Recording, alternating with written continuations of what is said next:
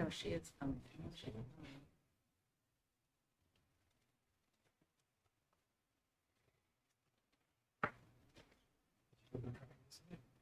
Yes, I was saying to Jerry. It went to like 8:45. I know. It is the thing about track. It's like a lot of sitting around and watching your child run for 30 seconds, I you know, know. those kinds of things. Right. Great is for me to be fast. You want? Good evening. I called this meeting of the Westborough School Committee to order. The time is 6 p.m. The meeting is recorded on Westborough TV. All those who can, please rise for the Pledge of Allegiance. I pledge allegiance to the flag of the United States of America and to the republic for which it stands, one nation, under God, indivisible, justice for all. Thank you. The first item on the agenda is the superintendent's update, which probably will be quite long today. We're going to start with MyCap. It's great. I'm excited. We have Alex Pillier from the high school, our director of counseling, who's here and who's helped by chairing the committee that's working on this project. And he has a presentation to kind of walk you through the work that's going on. I think it's yeah. Hello, everyone. It's good to see you all again. I was here about a year ago to give a presentation about school counseling at the high school and all the roles and responsibilities that we fulfill. And I think that this is a nice next update for you because it directly connects to a lot of the career and college counseling work that we do, but in a lot of ways it's a bit broader. And so just some context and background about MyCap. MyCap is an acronym. It stands for My Career and Academic Plan. And this is a DESE initiative that's about 7 years old. And the focus of MyCap is the idea that every student who goes through the public school system should graduate with a plan for next steps toward careers, whatever that may be. And so we, as a district, applied for a planning grant this fall from the state of Massachusetts with the goal of taking this year to plan out the implementation process for what MyCap could look like. And I'll get a little bit more into what MyCap really is on the ground level. And we do have the intention of applying for a second grant in the fall that is an implementation grant that is meant to support the process in a bunch of different ways. So just some, again, context about why this was important to the state in the first place, why they're putting funds toward this project. They found that when students have, this might seem pretty obvious, when students have concrete plans for their life after high school, they follow through more, they take the necessary steps that they need to be successful, and they continue through their post-secondary training, and eventually either they pursue the career of interest that they have, or they've developed skills that help them, change their path in whatever way. And so the state has seen this through these three different elements, but many others as well. So high school graduation rates, matriculation rate at higher education, completion of financial aid applications for the college process. All these data points that the state can really collect is all pointing to when students have these concrete plans, good things happen. And again, that probably is pretty obvious to everybody. And so MyCap defines 3 different domains as the areas that we want to make sure that students have asked and answered questions for themselves upon leaving a high school education. And these are the 3 domains that they're defined. It's the personal social domain, the career development education domain, and the academic, college, and career planning domain. And so the easiest way to conceptualize these are with the focus questions that I have on this slideshow. So personal social domain is all about self-reflection. Who am I? Understanding my values, what skills I have, what skills I don't have, what my interests are, all some foundational stuff for career planning. The second domain, career development, is about understanding what's out there and being able to try to identify what might be a good fit for somebody. And so where am I going? And career exploration is that whole domain. And then lastly, how do I take the necessary logistical steps to plan both my education in the schools here and plan for any sort of training or education beyond high school. So again, this is all probably pretty straightforward stuff in the grand scheme of things, but we were tasked with coming up with a scope and sequence for all of these domains. And my CAP, I should have mentioned this before, is an initiative meant to be from 6th grade through 12th grade.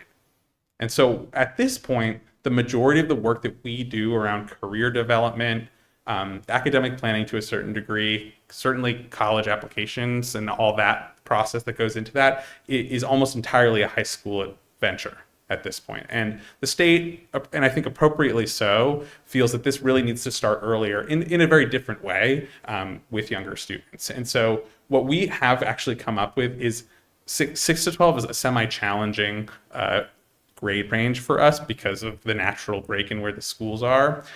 We've talked about 6th grade and how that our goal is really about setting up the brunt of the conversation in 7th grade and beyond. So what I shared with you is more about 7th to 12th grade, but we at some point need to really loop in the 6th grade as well so that people are having that 6 to 12 experience. So just a timeline of where we've been. So our grant application was in the fall, and we started this process by trying to identify potential members of a committee who'd be interested in supporting this development of a scope and sequence.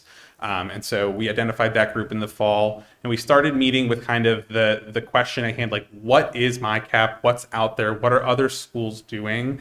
And what are we already doing that kind of fits into these different domains? And then where do we want to go? And so all of that came with kind of connecting with other local and beyond the area districts that are further along in this process. Many districts already had well-developed scope and sequences. That didn't mean that it was going to necessarily work for our students. And so, we spent a lot of time reflecting on what was out there and trying to tailor something to what we thought we needed here for, career development from 7 to 12. So essentially, this is the way that we like to think about this process. So in each grade, this is the high school, for example, but we have this for the middle school as well. There are different themes and thematic questions that we want to be driving the process around career and future planning for students. And this is just like a snapshot of examples, types of activities that we'd like students to be undertaking at different grade points. And so some of this is already happening, but not all of this is happening. And so, for example, in 9th grade, exploring and building a foundation about what's out there and from a career development perspective and what might be a good fit for them. A Holland inventory, that's in the CD, stands for career development. This is kind of the code that we've created. Holland inventory is an interest inventory where students take an assessment to try to identify what types of interests might support their career development in a particular area. And then building kind of concrete plans around their high school education in 9th grade makes sense. Obviously, those plans change for everybody. But we want students starting that process as early as possible to say, all right, I want to think about my 4-year trajectory at Westborough High School. Where am I trying to go, even if it's not totally solidified yet? And how do I make sure I'm getting there? And again, all this is meant to support students in following through on their plans and really seeing connections between their experiences in academic settings and the long-term goals that they have for themselves. So again, this is just a snapshot of what this looks like on a grade-to-grade level. So the next thing we did is once we identified what the activities we thought were important in this kind of trajectory for students from 7th to 12th grade, we wanted to identify where in the school year this really made sense to take place. A really simple and concrete example of that is that one of the things that we saw as kind of a non-negotiable timeline point is the decision for students to either apply to or not apply to ASABET when they're in 8th grade. And so again, in theory, we believe that should be a career self-reflection driven decision between students and families. And so working backwards from that point, we said, all right, well, what experiences do student and learning activities do students need to have to be able to approach that concrete decision with the necessary skills and knowledge to make an appropriate decision for themselves? I think we hope that this is happening, but without guaranteeing that all students have the experiences that will help them develop the answers to those questions, we can't really guarantee that students are able to confront hard decisions like that, and families can confront hard decisions like that without those. So again, trying to come up with, again, 7 to 12, what the trajectory of these experiences are, that was the next step in our process. So this is kind of an example of where we set different activities up. And again, like, you can look at this in a bunch of different ways. We tried to create it for anybody who might see this to be able to understand what we're trying to get at. Each grade level has themes. The activities are coming from different directions, and they might be focused on different domains, but they're all kind of like working to support the development of the student at that point in their educational and career development process. And so we have multiple simultaneous documents. Some are based on the domains. So you can look at a 7th to 12th grade personal social domain scoping sequence, or you can look at a snapshot of a singular grade and say, all right, what is a 10th grader, what experiences are a 10th grader having that are helping them in this way? And so I talked a little bit about like where some of this work starts, and that the high school is kind of the focus at this point of our career development and future planning work, but that we really need to extend this down to the middle school, so that students, when they're getting to the high school and they're already making real concrete decisions that have long-term impact on their career prospects. Certainly people change pathways all the time, and that's not what we're saying, but I think we need to be making sure that students have all the background they need to make decisions earlier on when they're confronted with them. So MyCap has multiple things that we needed to consider. One is what I've been talking about so far, the scope and sequence of activities in these different domains. Another thing that MyCap requires is a way to document artifacts that are in each of these domains and these learning experiences. And so we wanted to explore all of the different options for documentation that are out there. We, up until this year, have been using Naviance, not for MyCap necessarily, but for MyCap related activities. Naviance is our career and college planning tool for students. And we introduce it at this point in 9th grade to students. And we start doing some of those interest inventories and strength profilers that I kind of referenced before. From 9th to 12th grade, students have little dips into Naviance, but really it ramps up in 11th grade when we start future planning work around life after high school.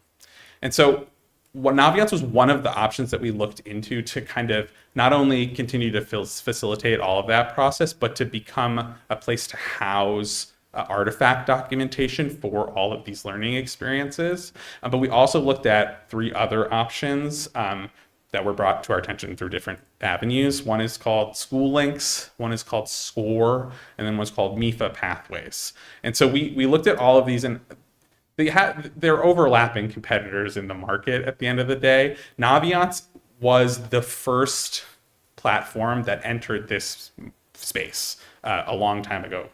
And so because they were the first on the street with this, like, everybody signed up with Naviance. It was almost universal. And since that point, competitors have come along and to be honest, like, improved on their product, whereas Naviance hasn't quite adapted in the way that you would think that a leader in the field would. So we were unbelievably impressed with School Links as a platform. The cost is very similar to Naviance, so it wasn't a significant change, but it's just clear that they developed School Links with all of the things that were not working about Naviance in mind. And so we've at this point, we've secured a contract with School Links to go forward for next year and beyond to replace Naviance.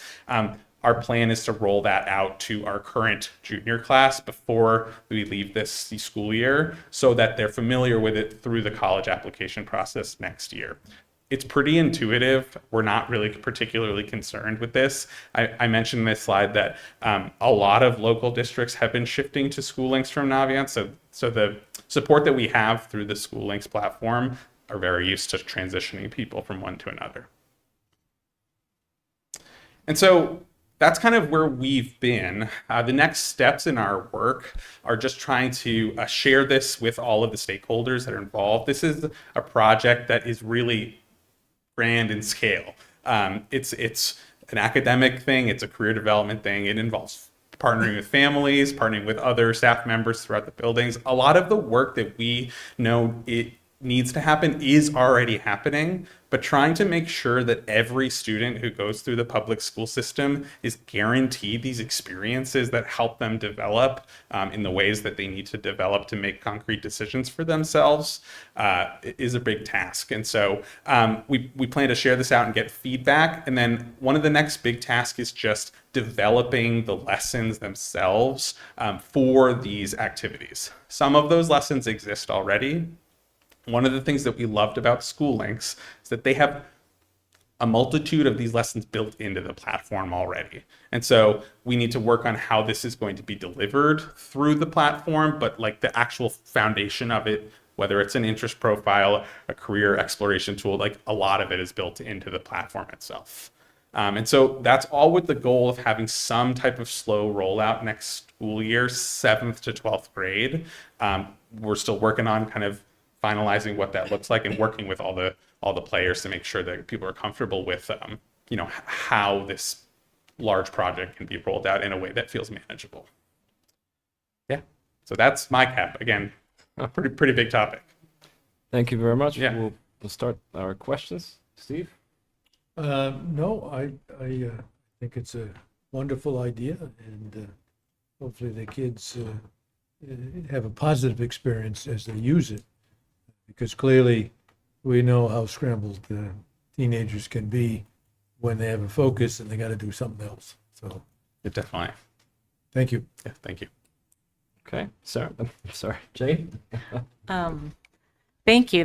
This seems really, really cool and huge. So the first question I have is, where will all of this, like, who's going to deliver this content? Yeah. Please don't tell me the school counselors, Well, because if you're you very recall- busy. If you recall from my presentation last year, our time is Yes. pulled in a lot of different directions. So no, I think that certainly school counselors, I mean, some of the things that we are already doing. So for example, last week we were in classrooms doing lessons on strengths inventories around all the different options that exist for students after high school, and the connection between levels of training and salary or different options after their training. So some of this already exists built into kind of counseling curriculum, but I do think that the rest of it, we're gonna have to find space for it either in curriculum that already exists in related areas where we can find places to make it connect to our experiences students are already happening. The other place that we've talked about, and this is not finalized, is that we have some version of an advisory that is going to exist next year. That feels like a place that some of this, not all of it, could live, but we aren't at the point where we know exactly the extent to what's going to exist there. But yeah, time and where are going to be big driving factors in what we're able to accomplish. I mean, this is one of my passions in the world, so I think this could be its own subject area, but that's not the direction we're going. So, yeah, if I could just jump in here, Alex and I have been talking about the potential implementation, which is tied with schedule changes.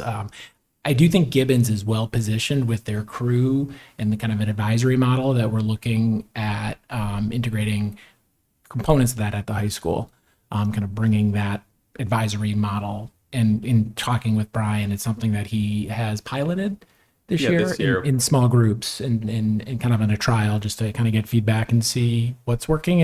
And we're looking to expand it next year. Yeah, just to add on to that, one of those pilot advisory sessions this year was around course selection decision making. So we have touched on some of these topics already. I mean, we've used some of those for social emotional learning, and the personal social domain of MyCap has a lot of overlap with what social emotional learning looks like. So Yeah, and the reason I brought it up is because I think it's so important that we really need to find a place and dedicate the time and recognize the time it takes, because I think it could have a huge impact. Like learning how to plan and then planning and seeing the plan like produce a result is just a great skill Yes. for them to, experience. I also was thinking there's so much opportunity for the students to think about how to integrate their extracurriculars into this, like, thinking about what clubs they're in and how Yep. that relates. And Yep. so it's really exciting. So, because I feel like sometimes they might choose clubs without thinking, oh, this could help me decide. Yep. But it could really be linked to it, and jobs and et cetera. Totally. We've had those exact conversations in our committee meetings, and we've built in opportunities for like reflection. And I think that that's really important in this work. It's not only that they're exposed to the experiences, but they're given concrete time to reflect on what it means to them. Yeah. That's just, I feel the same way about all those experiences. Yeah. And then just the last thing is I am sure your committee has thought about this, but students who aren't going to college Yeah. per se, how we integrate that into all of this, and they're, it's seamless and Yeah. not like this one group and this other group. Yeah. So just to clarify, like this is not a college going scope and sequence in any way. It's a career development sequence and a self-exploration sequence that then drives their own decision making and planning process. And so, I mean, certainly we need to find time to do some of the heavy lifting around college planning work, but we intend that time to be simultaneously relevant for students who are planning on other post-secondary options. Great. Thank you for taking this on. Yeah, thank you. Thank you, Jane. Tim? Thank you so much for the presentation and for all your work on this. My first question is, I was looking at the slide where it was breaking it down by different grades and what some of the different activities would be.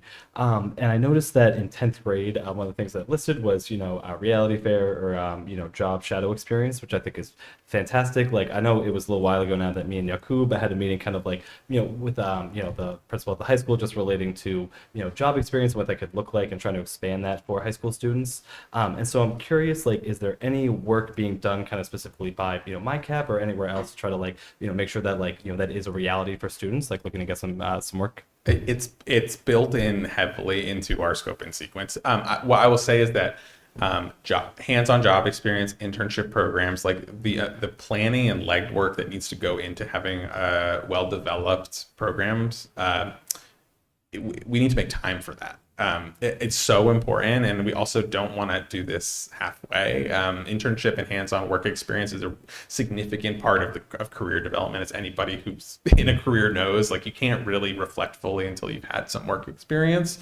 And so, yeah, those are conversations we've had. To be honest, like when I say slow rollout, I am not really thinking that is a year one thing, because we have to build some foundation, not only with all the players that are involved in this, but also with the students.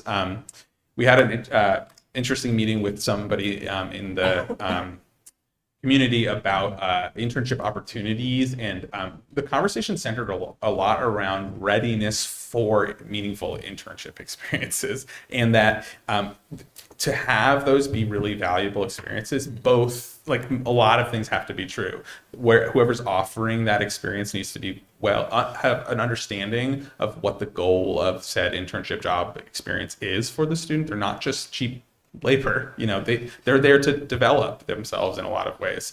And simultaneously, the students need to have an understanding of what the purpose of their experience is for them, and there needs to be opportunities for them to get feedback and reflect. So all absolutely important stuff. It's like a cornerstone of what we want to do in this, and I think it's probably not a year one thing.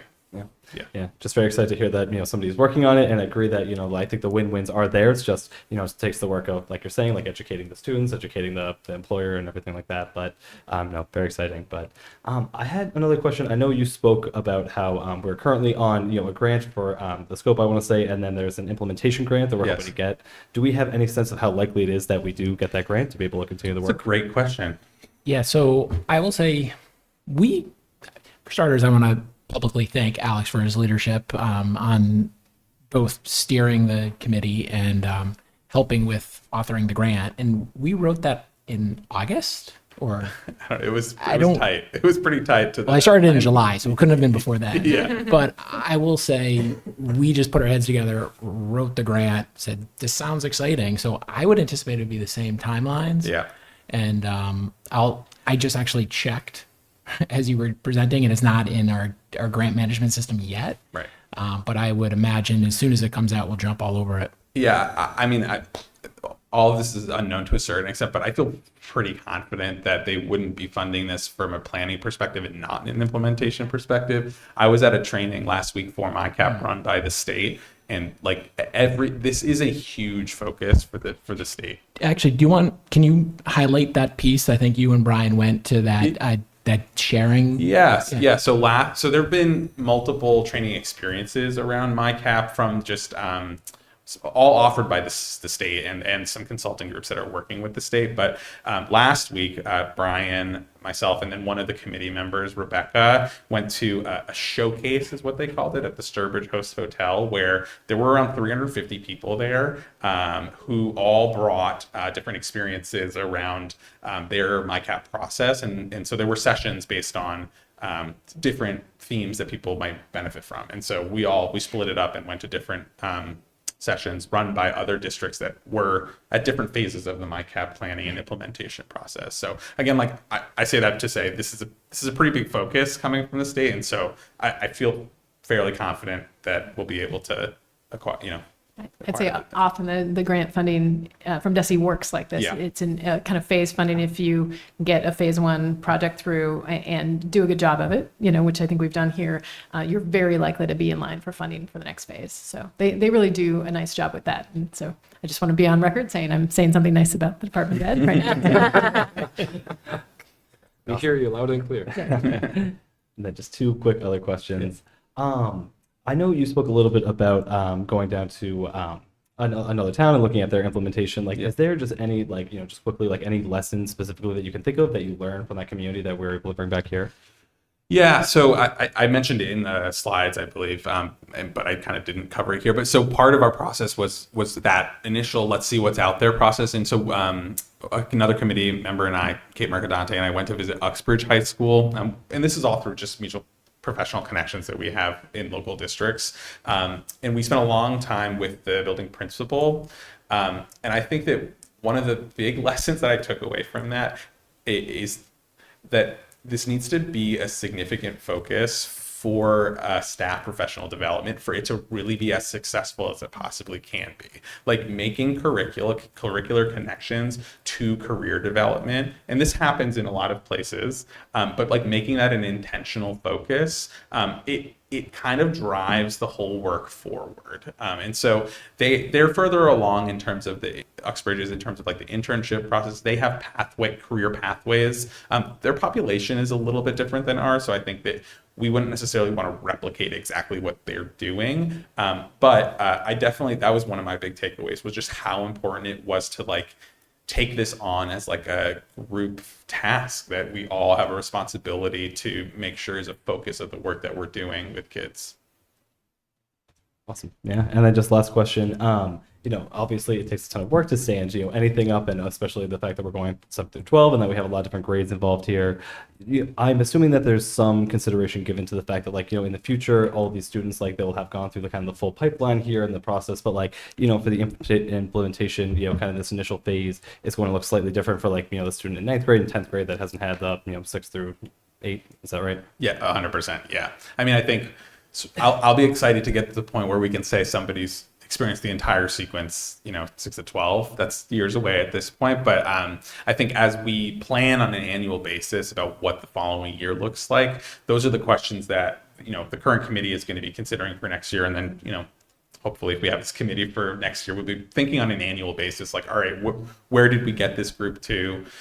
What are the most important experiences that we have to prioritize? Because again, we've developed an idealistic scope and sequence, and we recognize that that's not going to be feasible in year one. And so, yeah, I think that I'll be excited to see what it looks like once we get somebody through the entire pipeline. But in the meantime, all of these are really meaningful experiences that we need to make sure students have. So, I really appreciate all your work on this. yeah, thank you.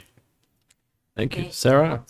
Thanks, Alex, for coming. It's always such a pleasure to have you here, and I love having conversations with you. So this is super exciting for me Yeah. because I know that since I came on school committee, this has been like one of my major things that I really wanted to be moved forward, especially at the high school level, because now that I've had two girls of mine and the recent grads, I feel as though there's this big sort of gap in this area specifically. And I know that we went through COVID, and so we had a lot of different challenges, and my kids happened to hit those years, and so we had to recover from that. I think we're at that point. I think I'm really excited that the focus is going to be now. And what I love about this is this empowers the kids to drive it themselves, which is like part of the growth process. 100%. So at the end of the day, they're going to be with all of these tools that'll be accessible to them. They're going to be able to really engage on their own, which is really exciting because I think especially juniors and seniors, they search for a place to go for these answers, and so far from what I've seen, it's not very, Yeah. the information is not very accessible, and Naviance is not for me. I love this idea that you guys are looking at school links and trying to see if that's going to be a way to go, and if it's more user friendly for the kids, more accurate information, because I think Naviance has a lot of delays and other things that I have a lot of issues with. And I think I've stressed this so many times that we don't realize that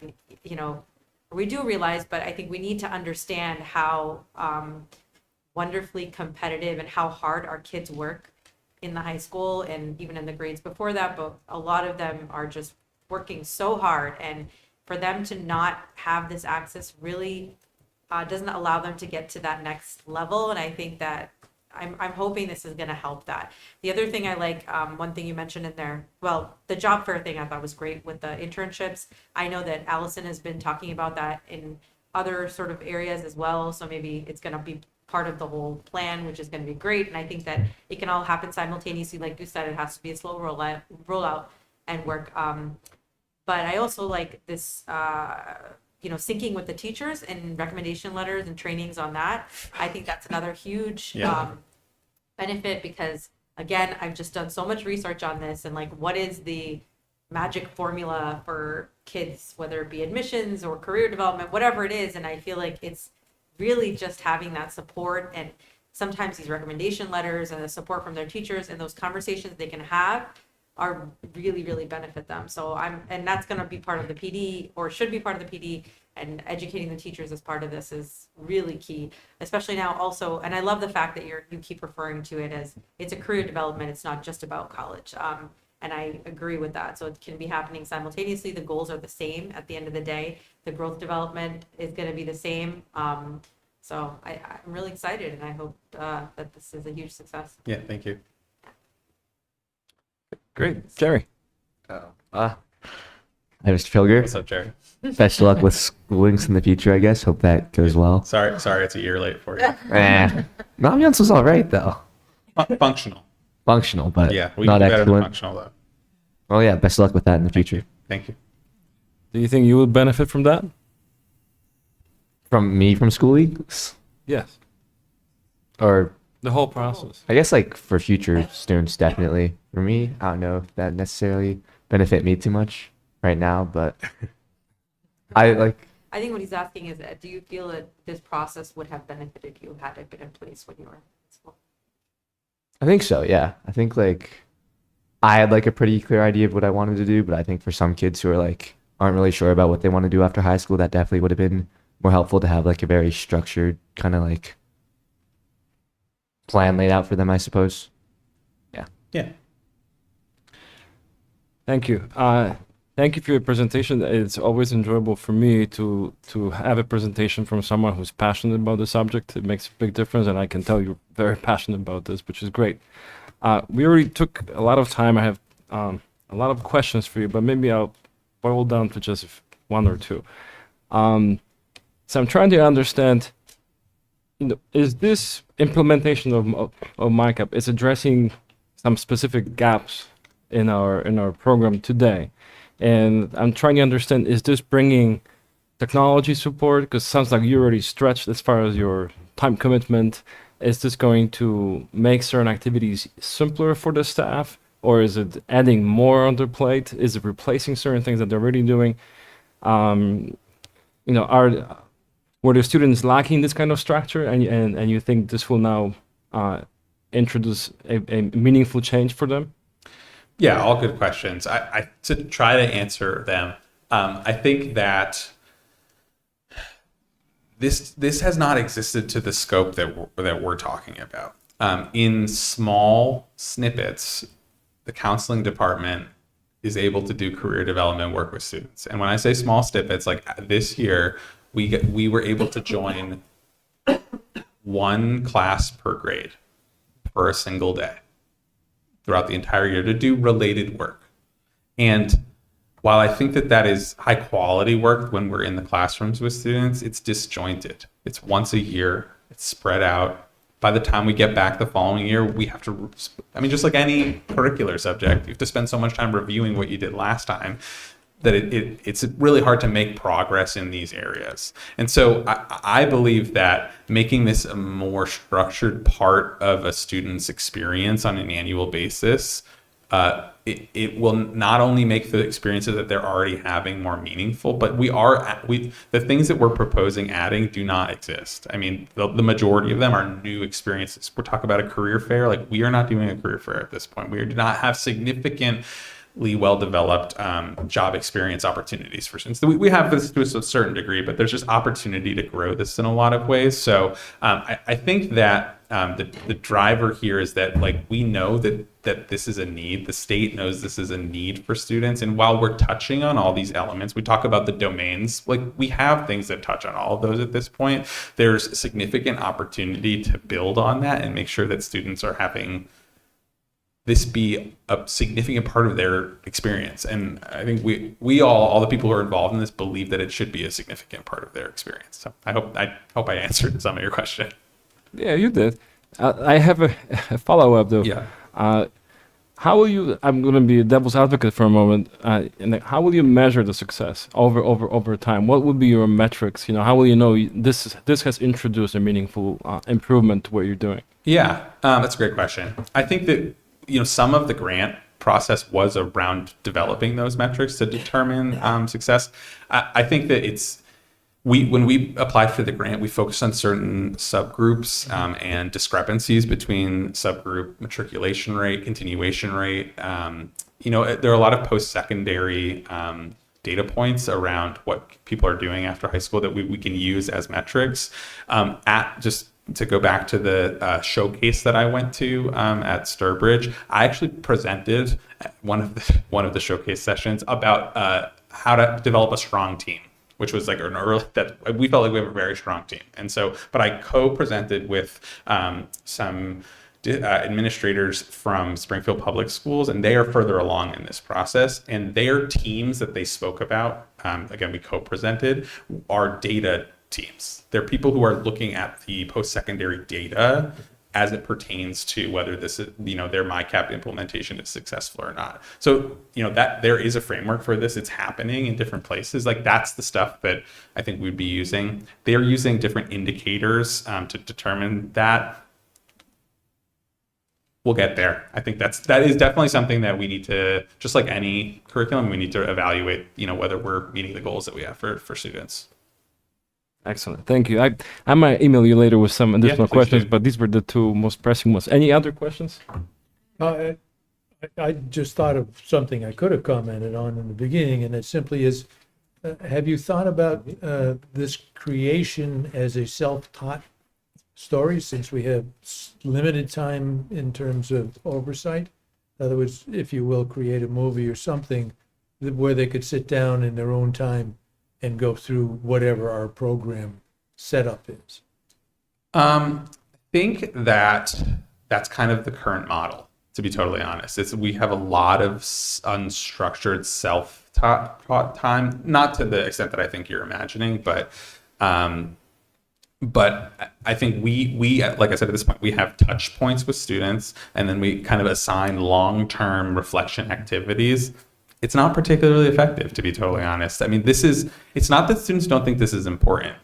It's that homework's more important on a day-to-day basis. And so to get kids to step back and have the reflection opportunity. And the other piece is like having an adult as and probably not a parent or guardian as the mentor to this process is important. Right now, I mean, students have school counselors that that are fulfilling that role for some of them, and some of them have relationships with teachers that kind of fulfill that mentorship role. But like that's also a part of this of MyCap, is that every student is meant to have a designated mentor who really is working with them on processing all of this stuff. And so I think that would be my concern, is that I think it's not that it's not important enough to students that they would do it, but just that they really need a little bit more of a game of tennis to a certain degree with an adult who can speak to it kind of in a non-judgmental, neutral tone. Well, my thought is, you know, not that it would be the end all and be all, but that this program generally sounds a lot like school. And to the extent that we're trying to get into the mind of the student who isn't really gung-ho on school, that we package it in a different way that makes it attractive. And I don't mean like a movie, but I mean things that are actually targeted to the idea of internship or specific training in a manner of speaking that is fun to watch or listen to. You know, I mean, you got to have some candy somewhere in there that is different than what we do every day. Definitely. That's my thought. Yeah, I think that we are I mean, we're in the business of school so like everything is framed to a certain extent through that lens. But I think a big part of this is about trying to help the students who maybe aren't seeing the point. And those are, I mean, as a school counselor, I spend a lot of time with the students who aren't seeing the point in what they're doing.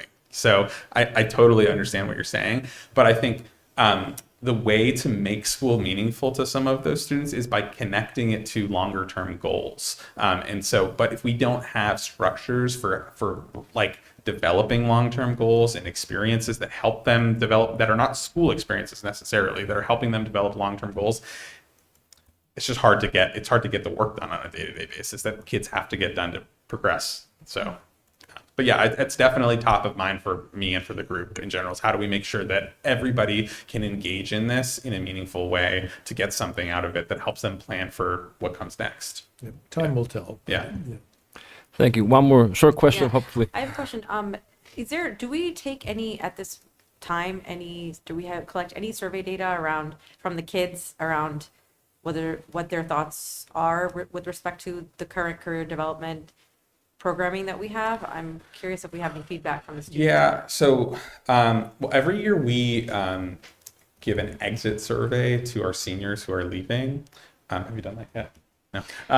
And part of the exit They're survey. like already out the door. Yeah, part of the exit survey is, it's more general, I would say, again, because like I talked about last year, what we do is so broad. We're seeking feedback on, in general, how the school counseling department experiences are helping students, but both. So it's not specifically targeted at career development in the way that I think you're imagining, but we have more general feedback, including like what has been really helpful and what hasn't been particular, or where are gaps that people feel like It might be helpful to gather that data though, because I think like it might guide the process a little bit in terms of what kids think is missing in terms of supports. So If I may interrupt at this moment, I think we should move on to the next item in the agenda. We enjoy your presentation very much, and I encourage everybody else to ask additional questions offline. Thank you very Sounds much. good. Thank you all. Thank you. Thank you. Thank you. Thanks, Al. Okay, the next item is superintendent's goals and evaluation. Right. So I want to say this is more of an update than a reflection at this point in time. I wanted to also say, this fall, I spent time really focused on the strategic priorities for the district, which are in fact kind of my goals. This year in particular, a major focus for me has been pivoting from an entry plan and entry findings to trying to take those findings, take kind of what work had been existing here before, and continue to kind of look ahead to where some areas for growth for the district. So this is an update for you, and it's in the context of evaluation. So as you are aware, one of the things about superintendency is that my job is one of the jobs where I'm evaluated every year annually in public by the school committee. That evaluation meeting takes place the last meeting of the year in June. And so I'm providing you this update, and I'll provide kind of one more touch point before we wrap up.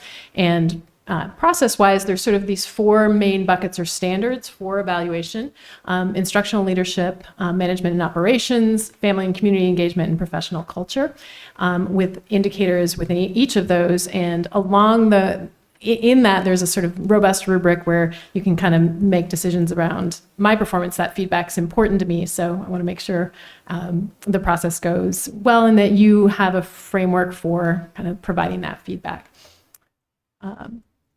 So kind of stepping back, this process this year has been great, and I feel like we, despite sort of setting out to try and not do too much, we ended up doing a lot of things this year. And as I sat to reflect, I was like, wow, it's been a very busy year. And I tried to organize these in ways that seemed sort of thematically to make sense, but then also to kind of attach them to the different indicators on the rubric.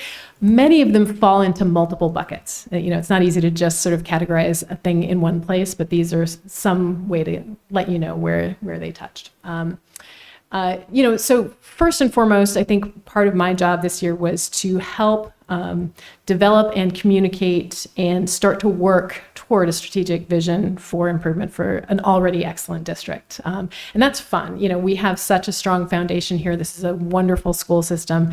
And so working together with the leadership team around what do we do to refine what we're doing to continue to grow and get even better and evolve is just incredible work.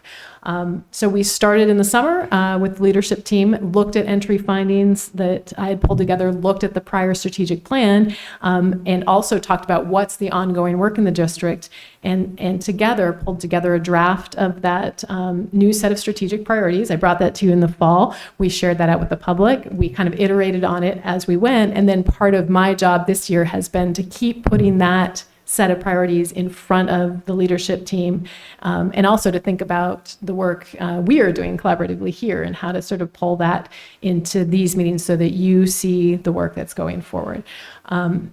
In addition, in the background, I'm kind of continuing my own professional learning. I'm in the second year of the new superintendent induction program, and that program is really designed to support this process. A lot of the focus of the PD work that I do outside of the district is helping me understand what are some ways to sort of lead this process and make sure we stay focused on the things that are important. And then finally, this year we had 2 really important members of the leadership team who are new to the district, Dr. Mailer and Meg, who's not new to the district, but new to the role and new to the district level team. And they were both involved in some really important pieces of this puzzle. So part of my job is to sort of help support them doing their work too. A second bucket really had to do with the thing that you think of when you think of school, which is academics and academic excellence. And kind of a few of the things that we were really focused on this year. One is continuing to think about artificial intelligence. And I want to really highlight Dr. Mailer's work in this area.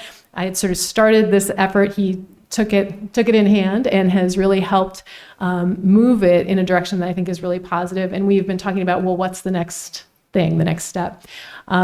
Under his leadership, I think the committee formed a steering committee. They developed a very thoughtful and detailed roadmap to plot out what's happening next.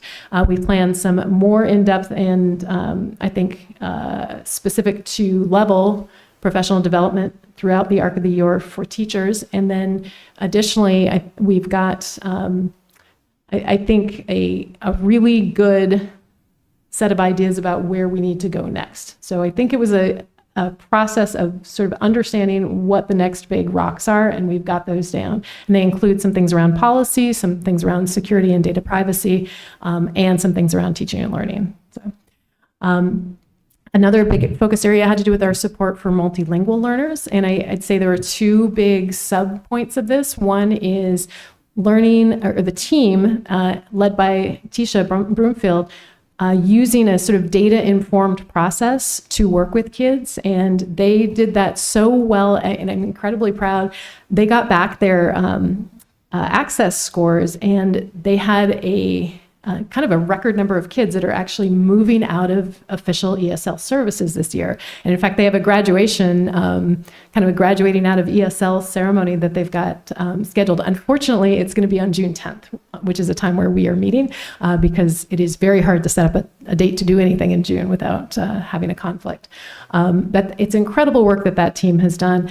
Additionally, alongside their own work with learners, we've had this real push for leadership and classroom teachers to work on refining their skills around supporting kids in the general classroom setting.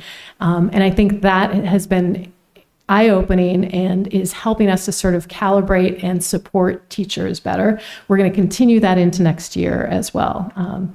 And that'll primarily next year focus back on partnerships. What are the collaborative partnerships between ESL teachers and classroom teachers, and how do we foster the very best versions of those? The next area is in early literacy. And, we have great curriculum and programming, and this is an area where there's new, I would say the last 5 to 10 years have been really eye-opening for folks in terms of our understanding of how kids learn to read. There's new science and new research that is informing how we want to do our business, and certainly informs our curriculum choices. So we've got a steering committee right now that has sort of honed in on some curriculum resources. We'll be piloting those resources next year with an eye, I think, to rolling out one particular that we decide for the following year. I'm right on the timeline on that. And I want to thank that committee. That is important work. I think what that does is provide a backbone of experience that's consistent across classrooms, across the school district. So no matter which second grade you're in, you can count on having a drumbeat of a certain number of types of experiences in class that are going to support your reading skill development. Finally, bell-to-bell phone-free environment. And I'll be talking more about this in detail, so I don't want to talk too much about it right now. That was another piece of the puzzle for this year. In the kind of financial and operational stability, I think this year we tried to continue in doing what we could to help members of the public kind of understand what goes on in our budget and our financial processes and how. I think there's still room to continue in that vein. We've got a that new chart of accounts rollover process that we've now got the town kind of looped into, and we're excited about that work. And Anita's been working closely to make sure that stays on track. But I was very gratified at town meeting to have members of town meeting who may not have agreed with our decision making about what we want to spend money on or how much we want to spend, but at least could see the effort being made to make sure we were clear and upfront. And I think that's really important for public trust. We had a lot of collective bargaining to do, and I think we came through that with strong contracts for many of our units, and we have one final unit that we're working with right now, and I anticipate that being settled within the next few weeks.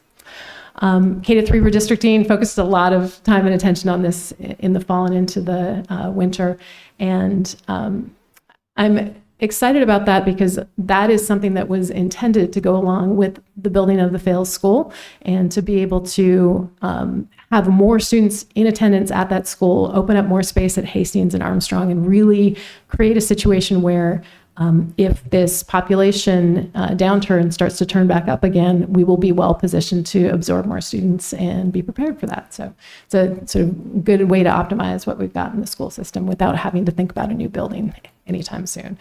And then finally, Special Education Reserve Fund, being able to put something in place, given the volatility of that cost center for us, and start to grow that fund so that we do have a safety net, felt like a really important thing. And this one is maybe my favorite. It has to do with connections and thinking about how the work we do is not just the work of school leadership, but it's really the work of an entire community. I really tried to do some things around staff engagement and voice this year. I heard that feedback from people last year when I reached out to staff to ask about, what do you think about how I'm doing? Tell me what you think went well and where we need work. I do make visits to the schools very regularly with principals and get into classrooms, but I started this year also doing drop-in just kind of office hours in the schools, an opportunity for anyone who works there to come and see and chat with me. And it's been great. I have had teams of teachers, a whole team from Armstrong came to kind of meet with me to let me know, what their questions are and their worries were in terms of, staff reallocation after redistricting. So I had a chance to think about that, hear from them, and that could inform how we did our communication.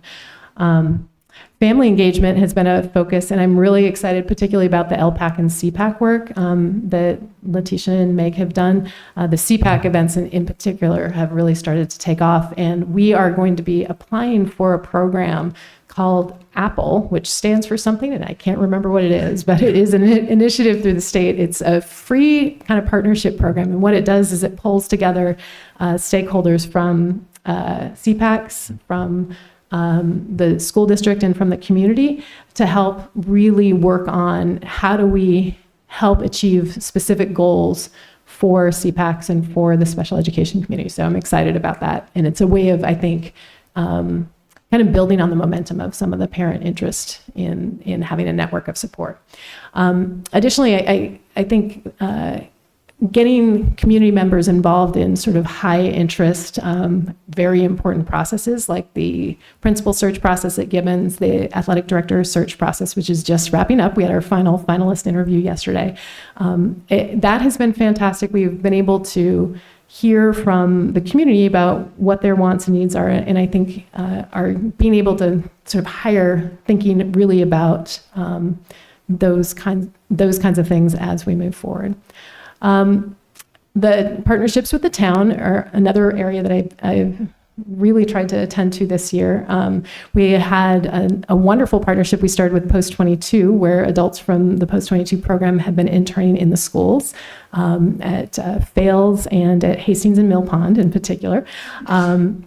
We've continued what I think has already been a strong partnership with the Veterans Advisory Board and are looking at ways to sort of strengthen those connections.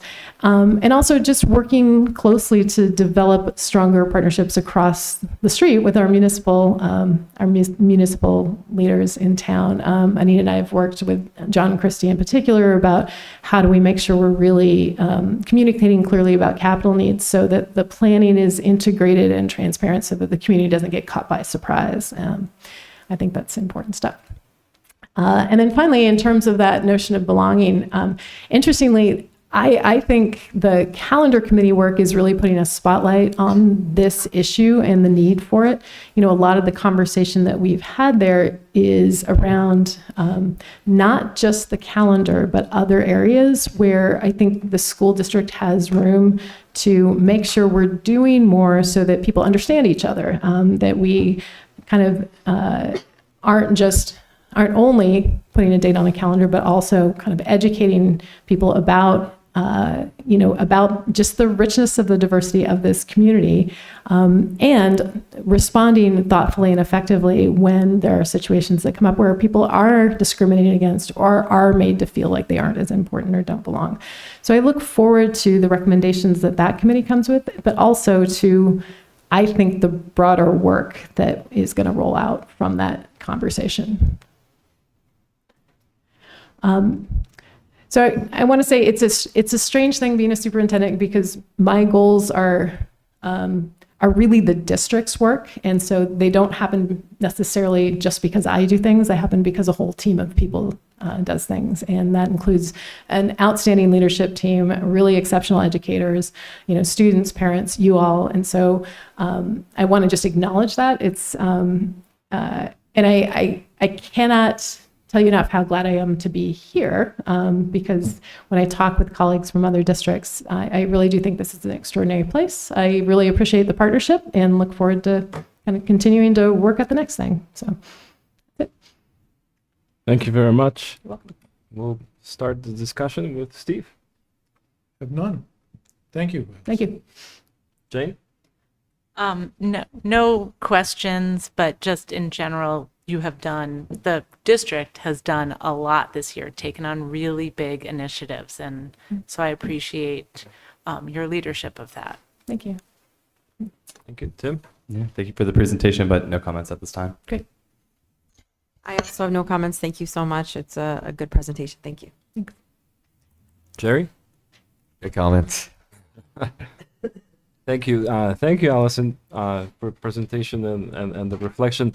Yeah, I agree. This has been a very, I mean, when I was reading the memo and the slides, yeah, I did realize as well that there's been a lot this year, in addition to all the hiring, all these major positions, which also make things more complicated.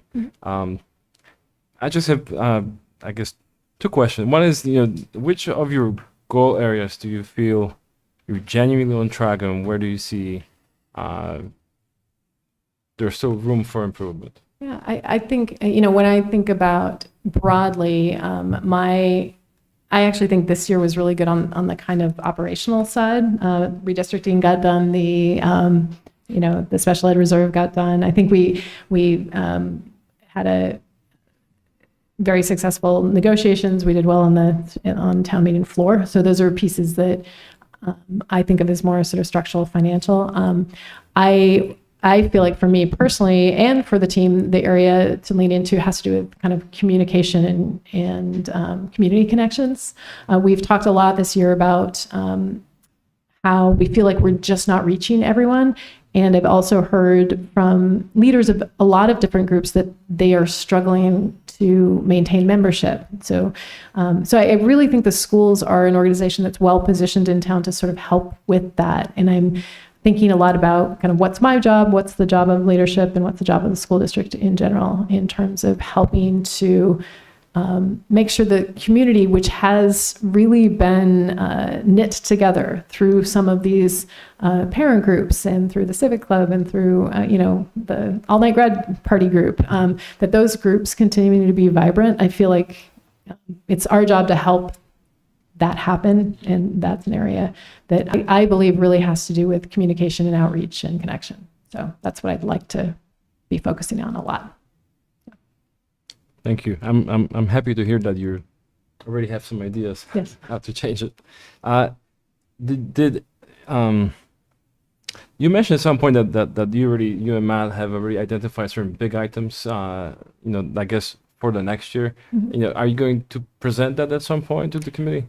Yeah, I mean, we're early on in that process. We just yesterday met with the leadership team around looking at this year's strategic priorities and starting to look ahead, what's next year. That conversation will inform another meeting we have on June 1st with the wider team to talk about professional development and kind of knitting those things together.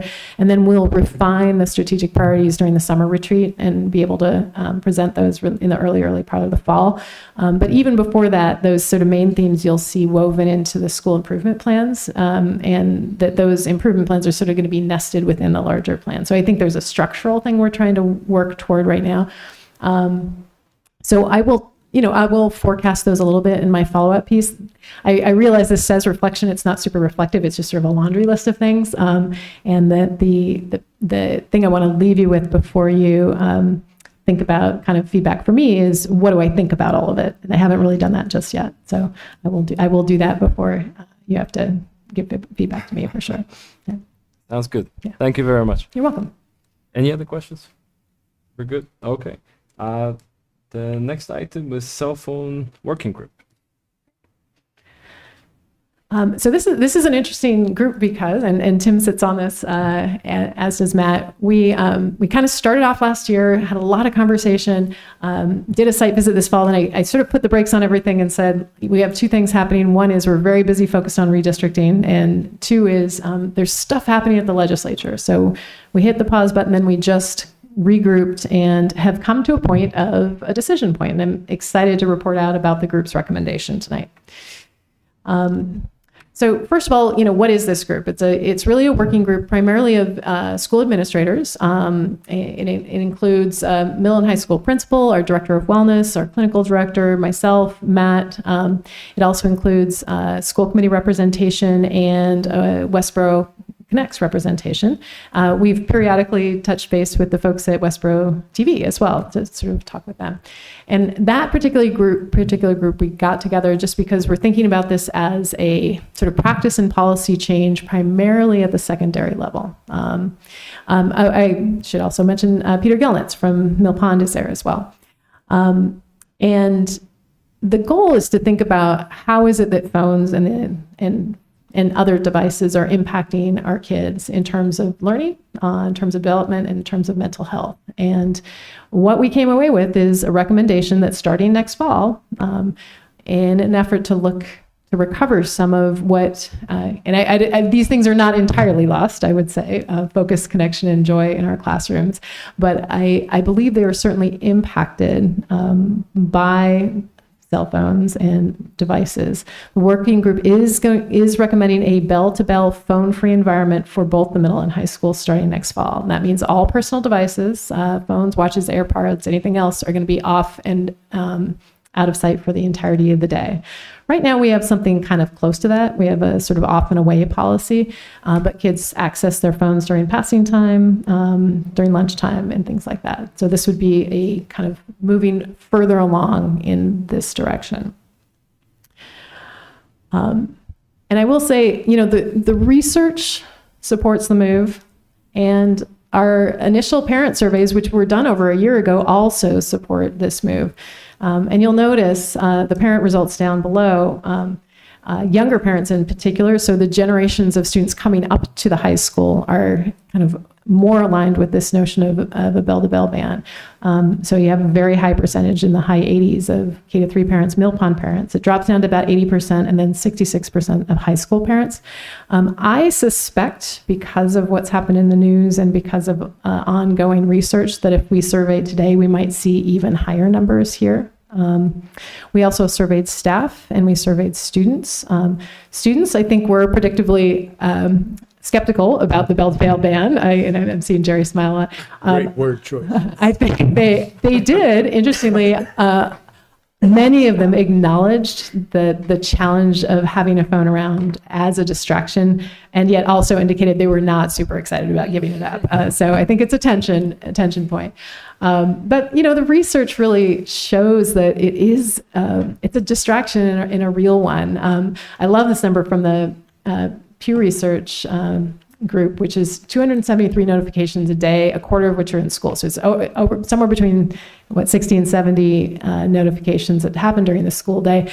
My analogy for this is, for those of you who remember what it was like in the old days, we used to sometimes pass notes in class, right? They're like small, you'd fold them up into really complicated ways, pass them. And if you're really social, you might do that like a couple times a day.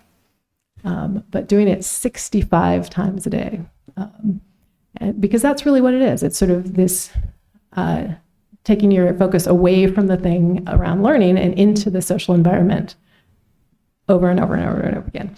And further, the research is showing that even the presence of the phone itself, and I think probably we have all experienced this, can be a distraction, because even if it's off and over here, you're kind of waiting to see what it does.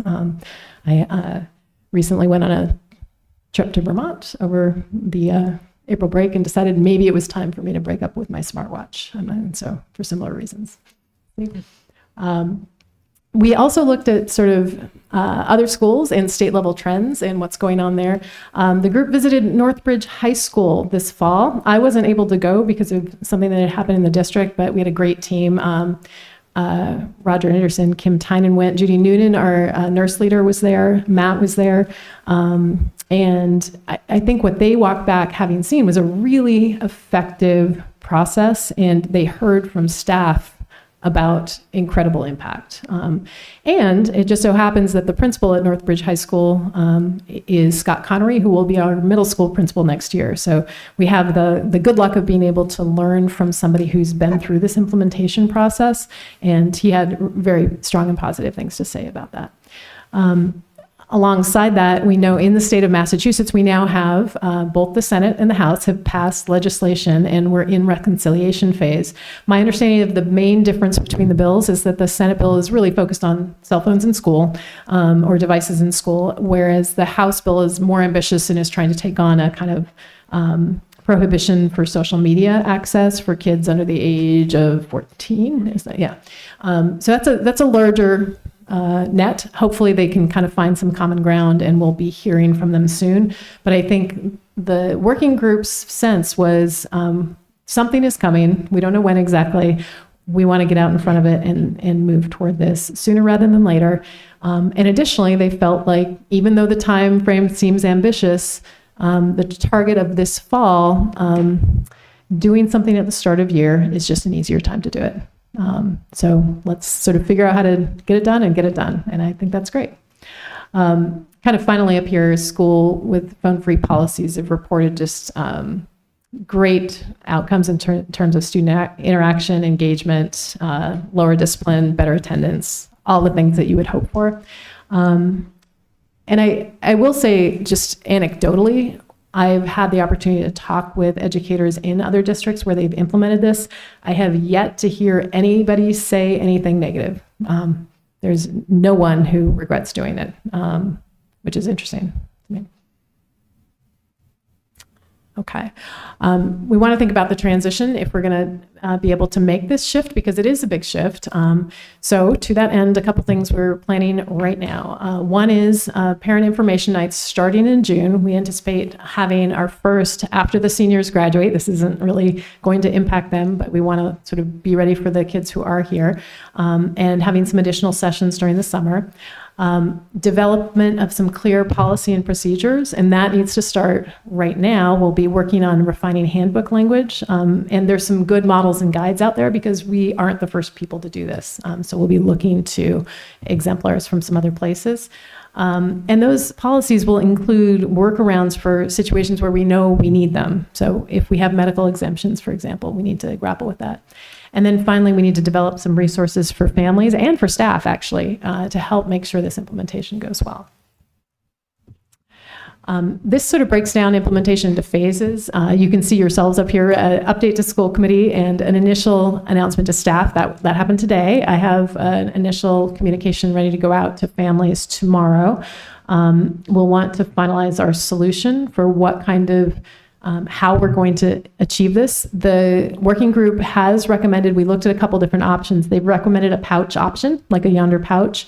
And I do actually have, Anita and I have a quote in hand as of this afternoon for what that would take financially. And it just so happens that the day or the day after the working group made this decision, the Attorney General's office released grant funding to help on this. So we're excited about that too. In June, we've got parent information nights starting, and I think a specific focus of that needs to be on emergency communication. The parents who expressed concern in the survey last year, almost all of them, there were two themes. I'd say one theme was, if there's a crisis, how am I going to get in touch with my kid? And so we need to be able to address that question. And actually, we need to be able to address the premise of the question too. And we will partner with the police department in doing that. I think it's important for folks to understand kind of what's possible during a crisis, what's not, and what are the best things for all of us to do that keep the most people safe. We'll be kind of launching some communication in school so that kids know this is coming. That'll be through either advisory or wellness classes at the end of the year here. We need to do the handbook revision, audit our emergency procedures, and work with our front office staff about how to handle those situations. Oh, sorry. Skipped it. Oh, here we go. In July, we're hoping to build out sort of an FAQ and resource section of our webpage. Really work with community partnership. We've had Square One, which is sort of an existing partnership, including Rotary, the library, Youth and Family Services, and Westborough Connects in the schools. But also pediatricians, faith leaders. There are a lot of folks out there who have been concerned about this for a while, and being able to kind of partner with them on helping support kids and families. And also helping the adults sort of think about how do we model and how do we show what it means to be in a connected community, and talking to each other instead of staring at our phones all the time. We're going to do some logistical readiness work, getting everything geared up to store devices. And then we need to look at our other devices. So make sure our Chromebooks and everything else we issue is not undermining our efforts to have a distraction, reduced distraction environment. And then finally, I think there's the sort of ramp up to back to school. One of the things I like about this approach is it removes the sort of disciplinary piece of a teacher's job. So we're trying to get teachers out of that, having to police this into more of a coaching role around, why are we doing this? Why does it matter? And how will it help you stay focused on your learning? And we also need to pay attention to folks who are in and out of the schools on a less regular basis. So we're thinking about coaches, guest speakers, substitute teachers, folks who are kind of only here on a part-time basis, making sure that they are trained as well so they know kind of how to respond to situations. And this is just kind of a little same information presented in summary in a different form. So we're announcing now, got a lot of planning to do in the next month, and then a lot of kind of logistical work over the summer, and then some messaging and training for welcome back. And I think that's it from, here, just sort of wrap up what we're hoping for as an outcome. We really, as I've said, this is looking toward greater focus for our kids, stronger peer connections, and hopefully we don't have a lot of disciplinary issues in our school, but bullying based on texting and images on phones still is an issue. And, particularly with younger kids, we want to make sure we're reducing the instances of that. For teachers, just reclaiming some of their lost instructional time and more student focus. And I think for families, this can be a good thing, knowing that you're sending kids to school and that at school, there's this sort of carve out time and space. It's a little bit like summer camp. I sent my kiddo to a summer camp where they were not allowed to bring phones. And I have to say, he would come back every summer after 2 weeks, kind of a different person because of that. And so I think it's a very small data point, but one that I hold near and dear to my heart. So Thank you. you're welcome. And Steve. Well, I thought of a few comments during this thing and realized that I know nothing about this problem with parents and kids interest in a totally different environment by virtue of a cell phone. So I just, I guess, wish all of us luck to achieve what his goal is. thank you. And even if we, eliminate some of the bigger problems, we're well ahead of the game. So I guess congratulations on not only what we're trying to do here, but in effect, the legislature taking on probably the biggest real concern they've had in ages. So anyway, thank you. Thanks. Thank you. Jane. Like this past year, you're like jumping into a big thing this next year. So that's great and very ambitious.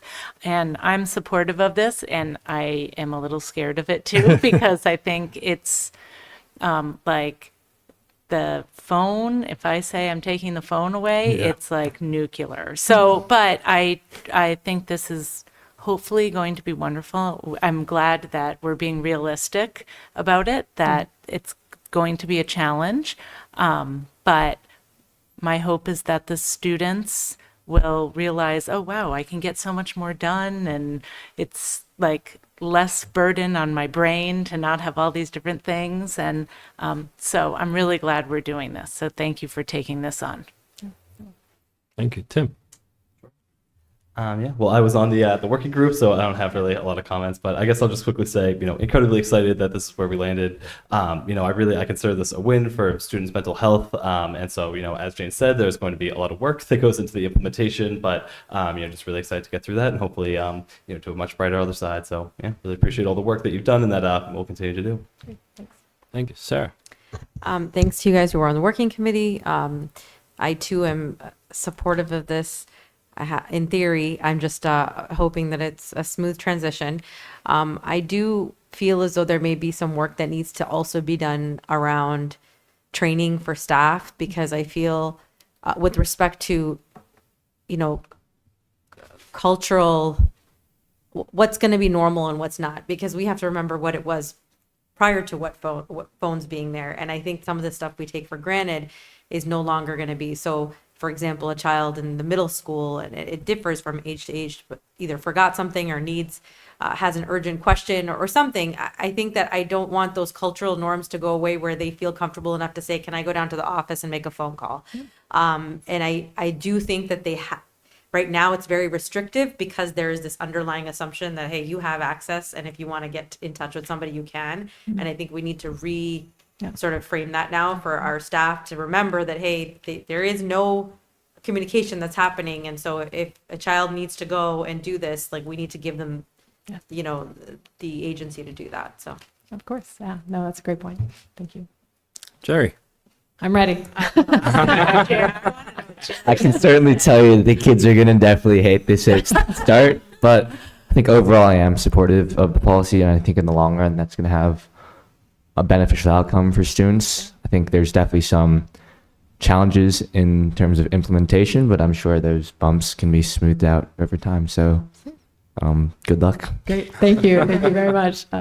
No, it's interesting. I mean, some of the research out there suggests that if you ask students about giving up their phones as individuals, they'll say absolutely not. But if you ask if they would mind if everybody's phone went away, generally they're like, okay, you know, I could live with that. And so really that's what we're looking at. It's not punitive. It's not about you and you and you. It's really about an environment. We're not, and I think that's why, you know, it doesn't, we're trying to think about this as phone-free schools, not a ban, because it's got a different sense to that language.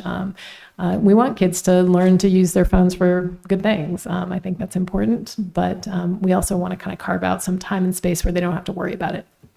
And if we can do that at school, that's great. Thank you.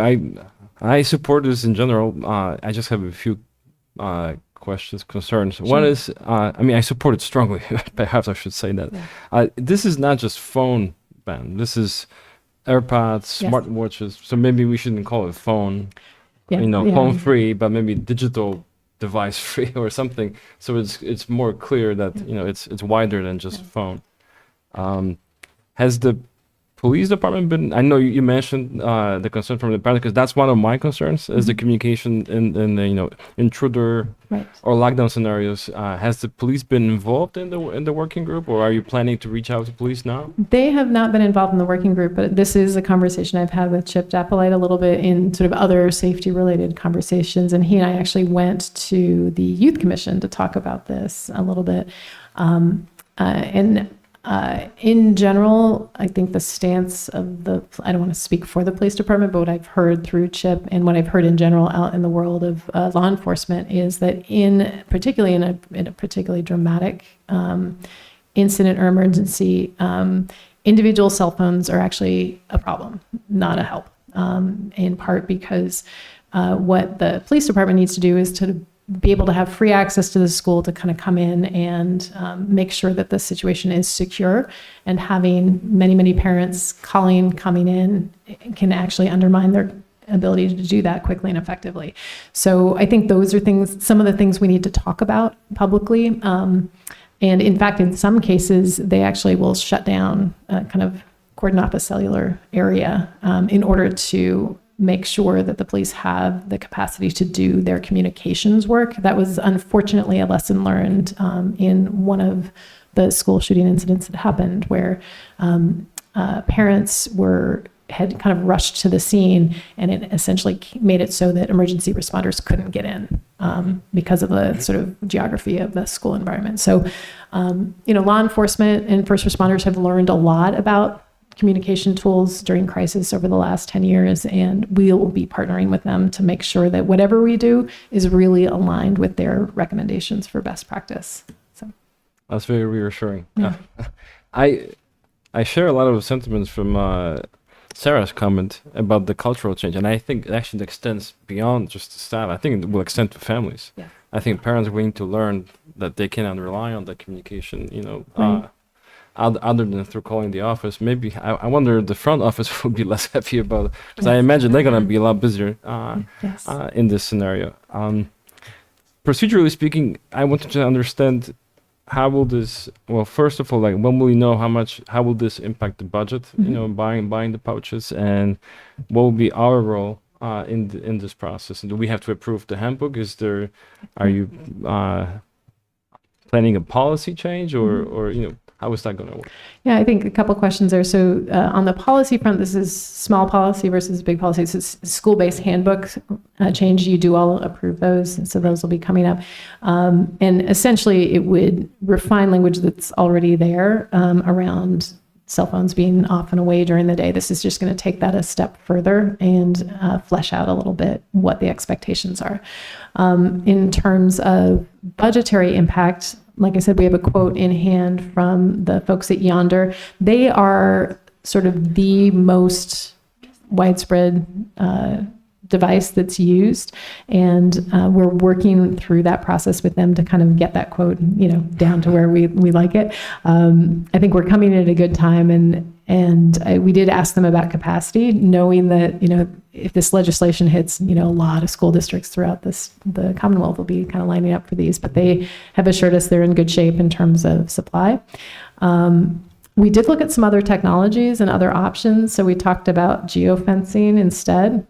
And I think the committee felt that that is interesting, but not yet fully tested out and ready for prime time. And there are some also data privacy. Geofencing just sort of locks down an area so that cell phones, the way it would work is students and staff even could put an app on their phone. And what the app does is it creates a situation where once you walk into school, only allowed applications on your phone are active. So it like a screen time. Yeah, kind of like a screen time. By the geolocation. Exactly. Yeah, exactly like that. It whitelists applications instead of blacklisting them, so it sort of wipes out everything except what you approve, which is sort of interesting. And I did speak with the vendor about this approach. I think a couple things it doesn't do, it doesn't get the physical phone away. So there's always a temptation to, if something really important is going on, to maybe uninstall the app. I think it puts kids in that situation.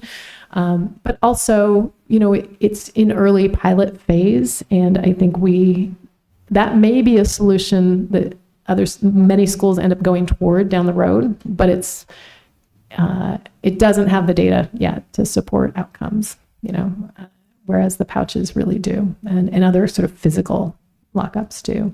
There are schools that have tried other things too. Little lockers have tended to work in middle schools where the schedules are not quite as complex. Some places have even used like a toolbox with an old-fashioned combination lock on the outside. You go to homeroom, lock up your phone. That I think has some real disadvantages in terms of individualization. So the nice thing about the Yonder pouch is for kids who come in late, leave early, there's kind of easy routines that they can kind of free their phone from lockup and be able to use it. And in fact, one of the things the Northbridge folks told us that was handy is they had the sort of magnets that allow you to get out of the pouch. They put them in a couple strategic locations in town as well. So the police department, in the lobby of the police department, which is open 24/7. So if a student walks out of the school having forgotten to unlock their phone and school gets closed, they have this backup mechanism. So we'll work on things like that as well. Thank you. I think it's going to be a busy summer. It will be, and yes. I imagine it will take some trials and errors, in the implementation. But Absolutely. long term, I do hope it's successful, and that the students will perhaps extend this outside of the school, and and increase the phone-free interactions. Yeah, I think some of that is going to depend on our outreach to parents too, and really working with them collaboratively about sort of, trying to create opportunities for that, spaces and times where, everybody just puts their phone away and does old-fashioned stuff. Yeah. Thank you. You're welcome. Moving on to the next item on the agenda, the finance update. Nothing to report this week. Okay, any questions for Anita? No? Okay, thank you. Accept updates. I have just two things. I have the Q3 Treasurer's Report and a Q3 report from the Executive Director. I do want to highlight, and you've had the chance to look at those. I know folks have questions specifically, and if you email me, I can kind of loop those back to the Executive Director and the team there. A couple things to note. One is that Accept has taken a hard look at their transportation model. They had been relying on that model for a number of years as a source of income, and it is not doing well. And that's sort of a theme you've heard throughout the Commonwealth. They are in the process of sort of pivoting to outsource some of the transportation and to move that out of the collaboratives, essentially money-making stream. And I think that is a wise choice. They are looking to learn from some of the experiences at Assabet Valley as well. So the executive directors are in contact with one another around some of the, the different challenges that come up from outsourcing too. So I will say, I want to put that on the table. I also do want to note, though, the collaboratives just financially run really differently than a public school. And so, you had asked earlier at some point to do a presentation, and I will do that when we've got a little time. I think that's an important thing to get into. For example, if you look at the treasurer's report, they have accumulated surplus, and that is a thing that can happen. Many of the collaboratives have this phenomenon where they accumulate surplus over time. The state caps it, though, so they don't allow them to accumulate more than a certain surplus without penalty. So they do look for ways to draw that down. And the good news for that is it has allowed Accept to weather this year with this transportation issue without kind of major catastrophe in terms of programs. However, I'd say the executive director and the board have, I think, clear-eyed view that that is not a sustainable strategy, and they need to kind of refocus so that they are building programs and creating an income stream that's separate and reliable. So that's, I think, my, board member of 1 year plus's summary of kind of the lay of the land there, but I'm happy to take any questions that you have, and if I can't answer them now, find answers for you, and also to work with the executive director, both of Accept and AVC, on just a presentation around the roles of the collaboratives and how they're structured in general. Thank you. Any questions, Steve? No. Is the director leaving? The director is not, the finance director is. okay. Is leaving Accept. The executive director is newly appointed this year. Kat Bernclose, she was the director of special education in Wellesley, has an excellent reputation. And I do have to say, I want to give her great credit for coming in, very quickly assessing the situation and moving in a way to try and make sure that the collaborative stays viable long term. I think she's on the right track. Okay. Thank you very much. Next item on the agenda is citizens' request. I don't see anyone. We'll move on to the two discussion items. So we continue discussion that we started last meeting about, or the meeting prior to that, about class size policy. Do I have a motion for this?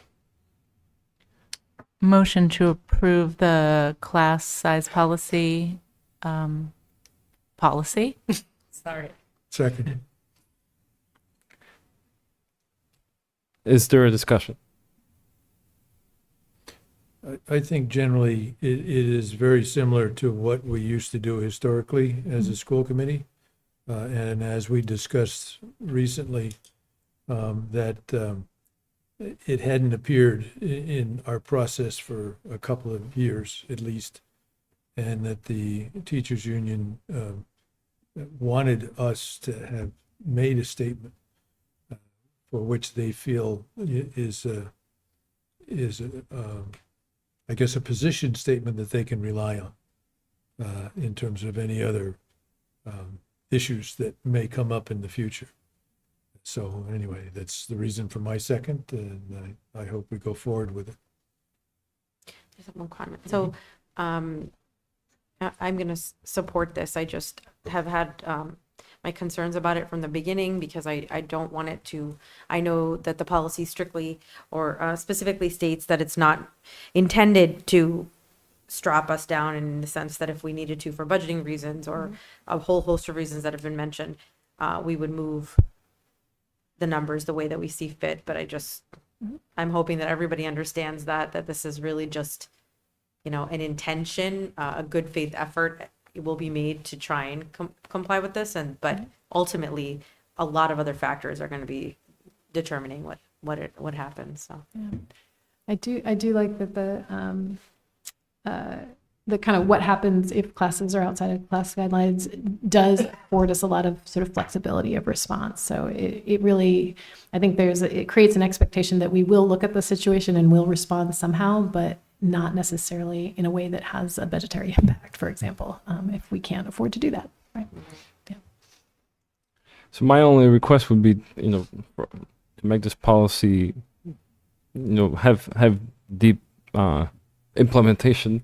I would hope to see some kind of regular updates on the class sizes that we have in place, because we don't often see that on a regular basis. We get the enrollment update. Oftentimes we see averages. I think it would be great for us to see what numbers are actually in the classrooms, Right. so then we can see that this policy is actually followed. Yeah, no, I think we moved toward that a little bit this fall with elementary kind of concrete numbers, and that's where the concern mostly is, but we could refine that even more and kind of move that up into Mill Pond and the upper levels as well. So you get a little better glimpse of what it looks like on the ground. So. Okay, thank you. We'll proceed to the vote. All those in favor? Aye. Right. Okay, 5-0. The motion passes. Thank you. The next item is new business. So we just have a discussion, and we can do vote if we decide to. We don't need to do it today. It's the school's town operational efficiency study. So Alice and I have been. We participated in the operational efficiency study committee meeting this Monday, and we approved, after a very productive meeting, I thought, a document that, if approved by both boards, it would go out to find a contractor for this efficiency study. Do you want to? Yeah, I can Talk to mention. Well, I can mention that I touched base with the town manager Williams, and that she indicated that the select board has had an initial review and conversation. They haven't had a vote yet. They had made a recommendation of some, what she characterizes some minor changes that are non-substantive, that may be more wording, but just that's important background knowledge for you in terms of whether you decide you want to just discuss or vote tonight. But certainly there's time to keep us on track if you choose to discuss, make some recommendations, and postpone a vote until next week. So I just want to share that with you for context. Okay, are there any discussion questions? Steve? Well, only if I think we need to see the document that in fact is going to go out for requests for quotation, given that it may very well be different than what we have seen before.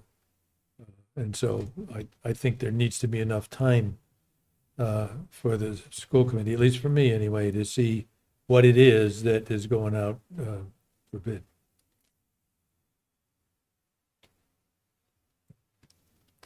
So I assume we can have that ready Yeah, for the next meeting. I think this is the draft document as it stands, and the goal would be to kind of hear from you if there's suggestions you have or ideas that you have or things you notice that you have concerns about. We would sort of take that back and then kind of re-bring it back next time for a vote. So what you're saying is the document that is attached to this is the one This is that's it. modified? Yes, this is it. Okay. Yep. Thank you. You're welcome. And just for your information too, we already signed the memorandum of understanding. That was just the beginning of the conversation between the town and the schools. And one of the most important aspects of the memorandum was the scope of that study, and that scope is pretty much reflected in this RFP. So hopefully you realize that the scope is pretty much the same with what we agreed on earlier on. Jay, any questions? Nope. Tim? Just for my understanding, just in terms of the RFP and who's going to actually do the evaluation, Allison, is that something that you're going to be sitting on and joining the decision in, or? As well, yeah.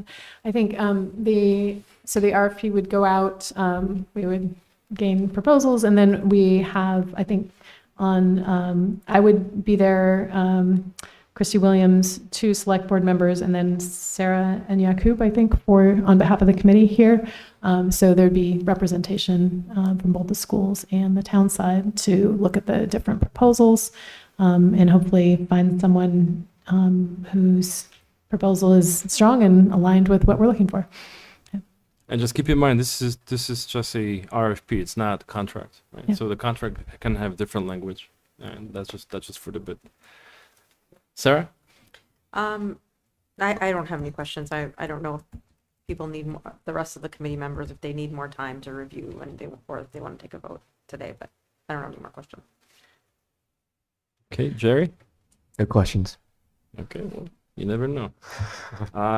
Okay, so we'll move on to the next item in the agenda, and we'll resume this conversation in the next meeting. The next one is school committee reports, and how about we start with Jerry?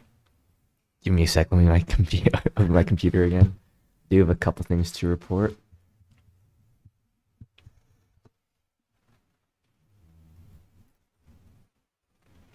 I'll fill the silence by noting that I believe that next meeting is going to be our last meeting with Jerry. So we'll, if you want to invite the family, anybody else, photos, if it's your photo op, make sure you do.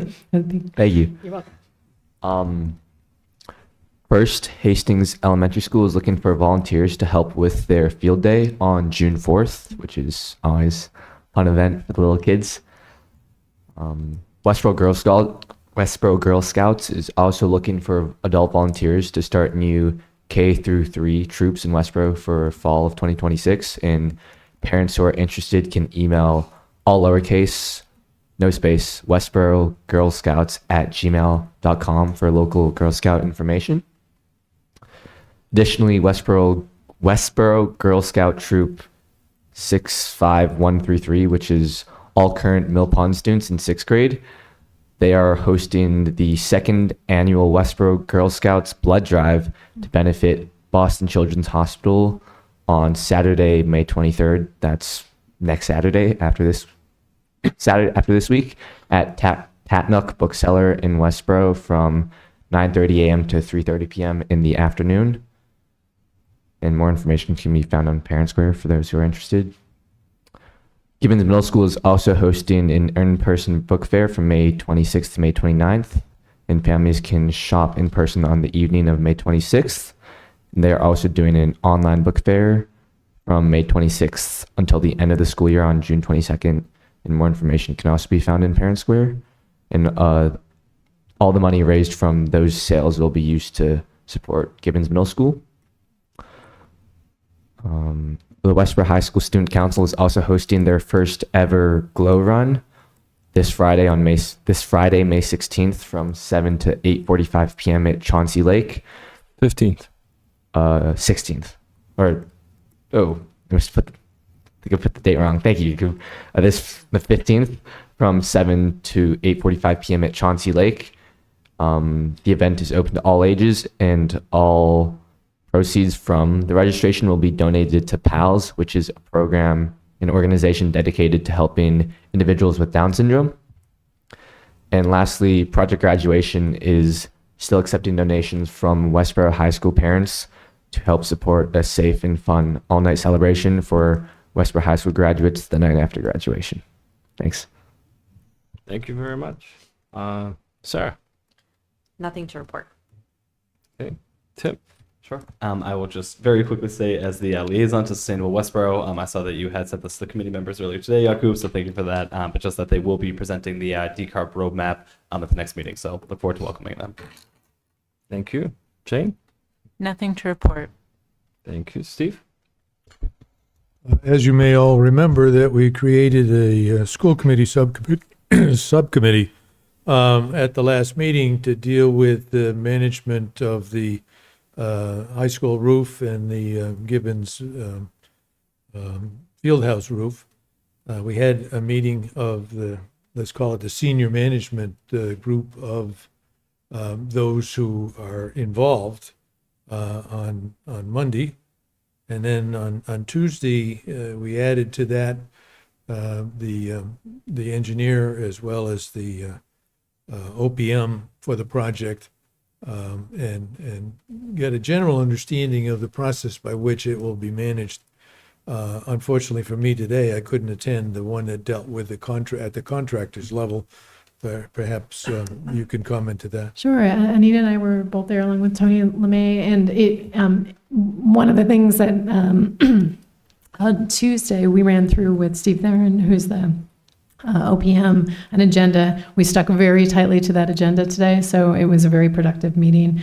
I think some of the questions that came up out of that had to do with making sure that we pull permits and do all the necessary work early to facilitate weekend work if it is necessary. So we ran through that.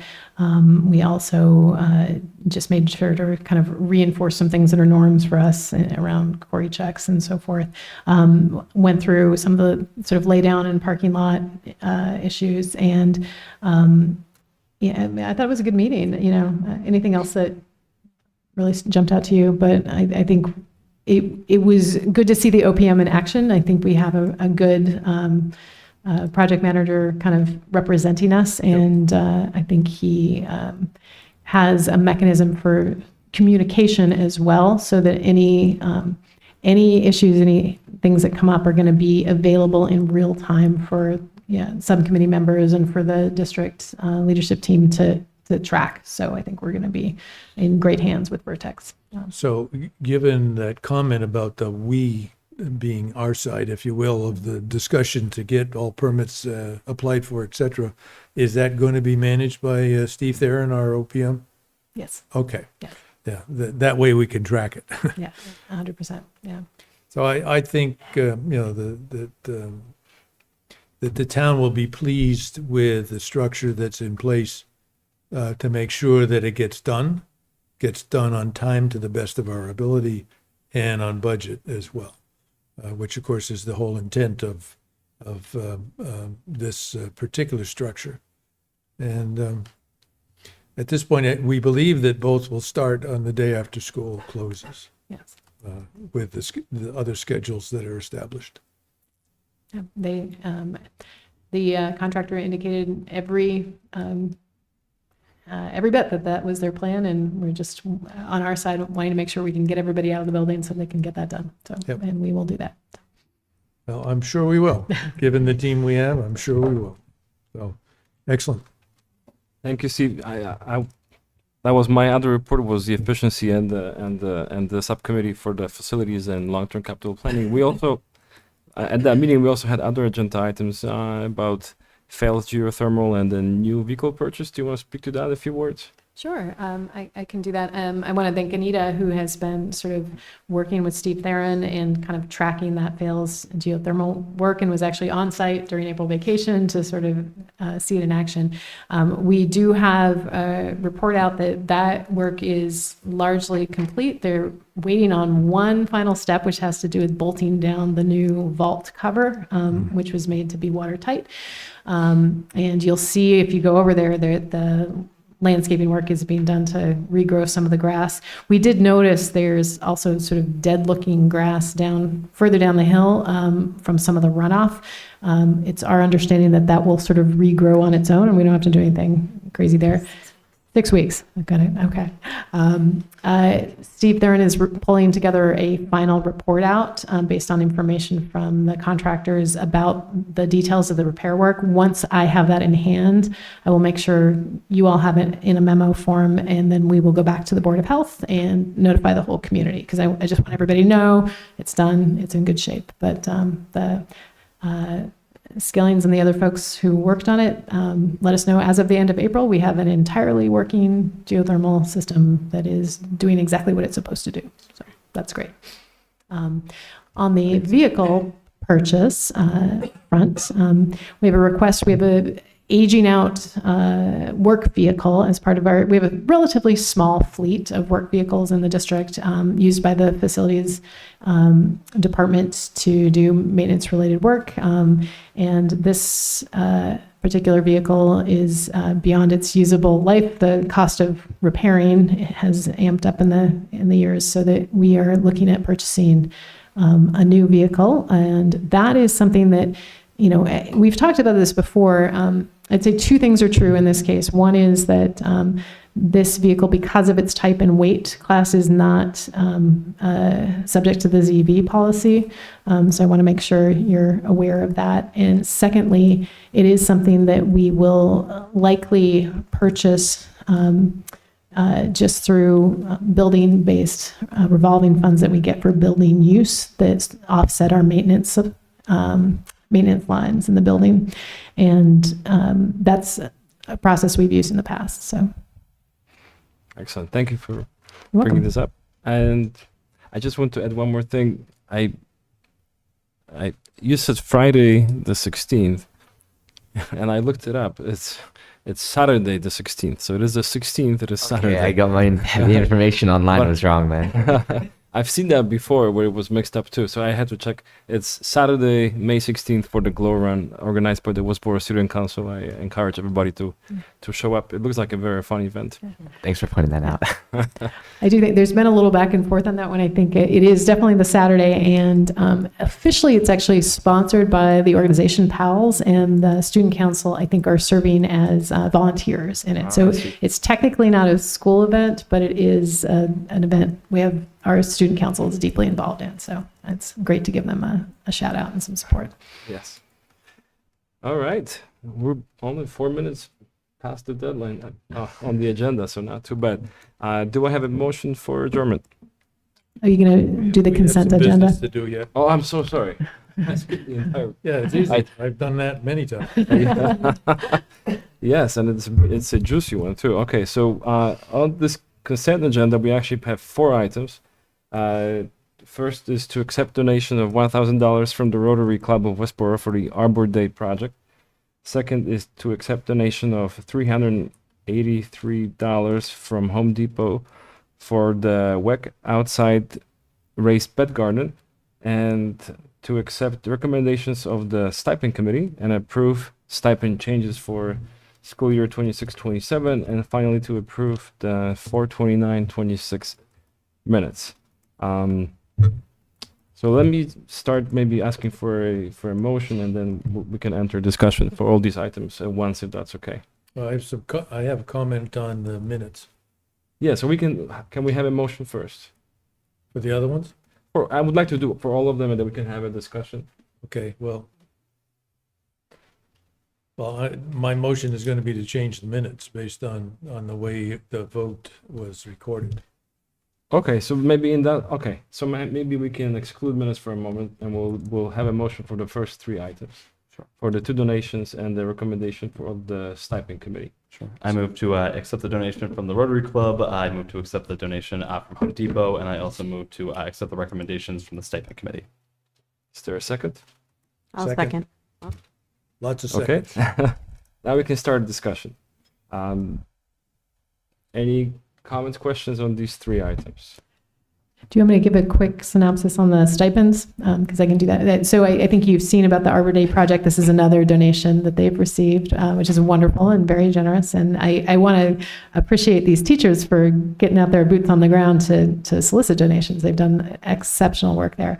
The raised garden bed from Home Depot, as you saw in the memo, is kind of connected to their end of the year curriculum around kids learning about things growing in the ground. It's just awesome hands-on stuff. So I really appreciate that.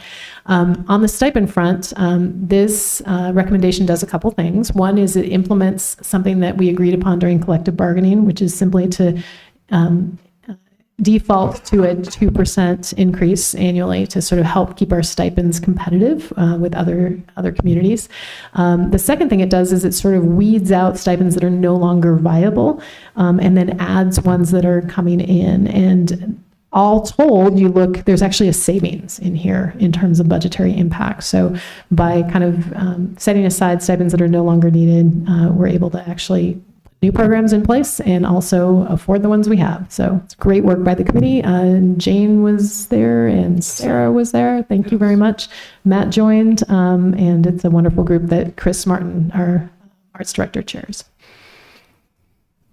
Sure. Can I actually just quickly ask one question? Sure. If there were to be a stipend added, would we have to re-vote this? Would there have to be a separate vote for that?